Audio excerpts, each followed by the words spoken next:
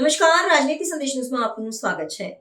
Social edit Ahmedabad frolic lady circle 111 દ્વારા ગરીબ બાળકોના કલ્યાણ માટે ચેરિટી હાઉસી કમ પ્રદર્શનનું આયોજન. જ્યારે કઈ ઉજવણી લોકોને આનંદ આપી શકે છે અને સાથે સાથે બીજાઓના જીવનમાં અર્થપૂર્ણ પરિવર્તન પણ લાવી શકે છે, ત્યારે તે એક ઘટના કરતાં પણ ઘણું વધારું બની જાય છે. આ વિચાર સોશિયલ એડિટ દ્વારા જીવન થાય છે, જે અમદાવાદ ફ્રોલિક લેડીઝ સર્કલ 111 દ્વારા આયોજિત ચેરિટી હાઉસી કમ પ્રદર્શન છે, જે લેડીઝ સર્કલ ઇન્ડિયાનો એક ભાગ છે.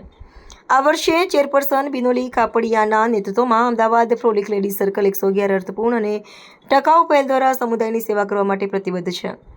રાઉન્ડ ટેબલ ઇન્ડિયા સાથે જોડાયેલા લેડીઝ સર્કલ ઇન્ડિયા સમગ્ર દેશમાં સમુદાય વિકાસ અને સામાજિક કલ્યાણ તરફ કામ કરે છે.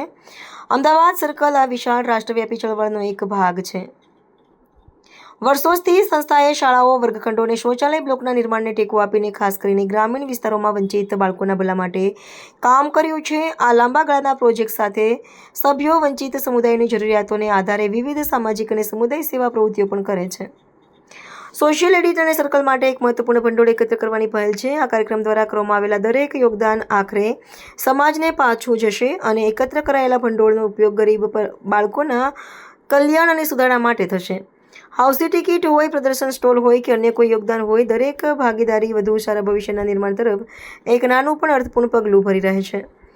ચેરિટી હાઉસી કમ પ્રદર્શન અમદાવાદની મહિલાઓને મનોરંજન, ખરીદી અને સમુદાય ભાવના માટે એક બપોર માટે એક સાથે લાવશે, જેમાં 15 પ્રદર્શન સ્ટોલ ભાગ લેશે. સ્ટોલ યોગદાન તેમજ હાઉસી ભાગીદારી દ્વારા જનરેટ થયેલા ભંડોળ સંસ્થાના સખાવતી પહેલને ટેકો અપાશે. આ કાર્યક્રમમાં લોકપ્રિય પ્રભાવશાળી વિદિશા અને ભૂમિકા ગુપ્તા પછી પણ જોડાશે, જે બપોરની ભાવના અને ઉર્જામાં વધારો કરશે અને પાછા આપવાના મોટા સંદેશને ટેકો આપશે. અમદાવાદ ફ્રોલિક લેડીઝ સર્કલ 111 માટે સોશિયલ એડિટ ફક્ત રમત, ઇનામો અથવા પ્રદર્શન વિશે નથી. તે ત્યારે શું થઈ શકે છે તે વિશે છે, જ્યારે લોકો કોઈ હેતુ સાથે ભેગા થાય છે. ખરીદેલી દરેક ટિકિટ, દરેક સ્ટોલને ટેકો અને દરેક યોગદાન ઉજવણીની બપોરને સૌથી વધુ જરૂર હોય તેવા લોકોની સેવા કરવાની તકમાં ફેરફારમાં મદદ કરે છે.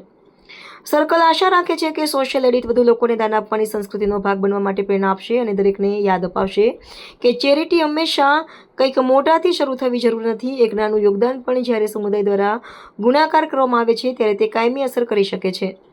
સોશિયલ એડિટ એ એક હેતુ સાથે ઉજવણી છે. સાથે આવો, આનંદ કરો, યોગદાન આપો અને સમાજને પાછું આપો. સર્કલ બિનોલી કાપડિયા છે અને હું અમદાવાદ ફ્રોલિક લેડીઝ સર્કલની ચેરપર્સન છું આ યર માટે. અને અમદાવાદ ફ્રોલિક લેડીઝ સર્કલ 111 એસોસિએટેડ છે લેડીઝ સર્કલ ઇન્ડિયાથી, જેની હેડ ઓફિસ છે ચેન્નઈમાં, અને ઓવરઓલ આખા ઇન્ડિયામાં મોર દેન 1900 સર્કલર્સ છે. તો આજે આપણે આખું ઓર્ગેનાઇઝેશન કર્યું છે. એમાં વી હેવ 17 સ્ટોલ્સ અને જેટલા બી સ્ટોલ ઓનર્સ છે એ બધા સ્મોલ બેકર્સથી લઈને સ્મોલ બિઝનેસ ઓનર્સ છે, જે લોકો ઘરેથી કરતા હોય કે નાની શોપ્સ હોય એવી રીતે છે. અને આખા દિવસનો પ્રોગ્રામ છે. સવારથી જે સ્ટોલ સ્ટાર્ટ થયા છે એ હવે 2 વાગે હોલ્ટ પર જશે, જે 2 થી 5 આપણે હાઉસીનો એક ઇવેન્ટ રાખીએ છીએ અને એ પછી પાછું આ સ્ટોલ્સ ઓપન થઈ જશે. આ જે સ્ટોલ્સ આખું કરીએ છીએ અને જે આખી હાઉસી ઇવેન્ટ કરી છે આખા દિવસની, એનો મેઇન મોટિવ એ છે કે આપણે આમાંથી જે પૈસા ભેગા થાય છે એ બધા યુઝ કરીએ છીએ અંડર પ્રિવિલેજ કિડ્સ માટે. આપણે હાલમાં જ હીરાપુર સ્કૂલમાં PNGની સાથે મળી CSR ઇવેન્ટ કર્યું છે. એ લોકોનું પ્લાન પ્રોજેક્ટ છે અને ત્યાં આપણે 4 ક્લાસરૂમનું ઇનોગ્રેશન કર્યું છે along with a smart classroom, અને ત્યાં બી આપણે છોકરાઓને સ્પોર્ટ્સ ઇક્વિપમેન્ટ્સ આપ્યા છે. ત્યાર સુધી આપણે ગણતરીમાં કરીએ તો મોર દેન લેક્સ ઓફ કિડ્સને આપણે ભવિષ્ય બનાવ્યા છે. બિકોઝ એક ક્લાસરૂમમાં આપણે ગણતરી ના કરી શકીએ, એ એવરી યર છોકરા એમાં વધતા જ જાય ને એવરી યર એમાં નવા કિડ્સ આવતા જ જાય. વિધિ શાહ છે અને હું કોન્ટેન્ટ ક્રિએટર છું. આજના ઇવેન્ટમાં આવીને મને બહુ જ સારું લાગ્યું, કારણ કે આની પહેલાં અમે લોકો આવી રીતનું જ્યાં રૂપિયા જે બી એક્ઝિબિશનના અને સ્પોન્સરશિપના ભેગા થતા હોય છે, એ કોઈ અંડર પ્રિવિલેજ વ્યક્તિને કે બાળકોને જતા હોય ને એવી કોઈ ઇવેન્ટમાં આની પહેલાં ગયા નથી. તો આજે મને ખરેખર બહુ જ સારું લાગ્યું અને મને બી એક પ્રેરણા મળી છે અહીંયાથી કે આવું કંઈક અમારા કોન્ટેન્ટ ક્રિએટર્સ બધાએ ભેગા થઈને આવું કંઈક કરવું જોઈએ. જે પણ મહિલા અત્યારે આ જોઈ રહી છે વિડીયો મારો, એમને હું એવું કહીશ કે તમને કોઈ પણ કાર્ય કરવાનું મન થઈ રહ્યું છે કે લાઈક તમારે બહાર તમે જઈને કમાઈ નથી શકતા, તમે ઘરે બેસીને તમારે કમાવું છે, તો તમે એક નાનકડું સ્ટેપ લો.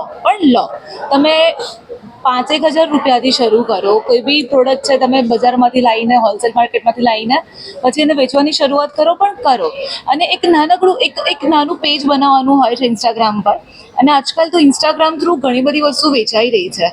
તો તમે એ વસ્તુ કરશો તો તમને એનાથી એક પુશ મળશે. અમે લોકો બી જ્યારે મેં અને મારા હસબન્ડે જ્યારે શરૂ કર્યું હતું કોન્ટેન્ટ ક્રિએટર અમારી જર્ની, ત્યારે હું જોબ કરતી હતી અને મારો હસબન્ડ આરજે યુવરાજ એ પણ જોબ કરતો હતો.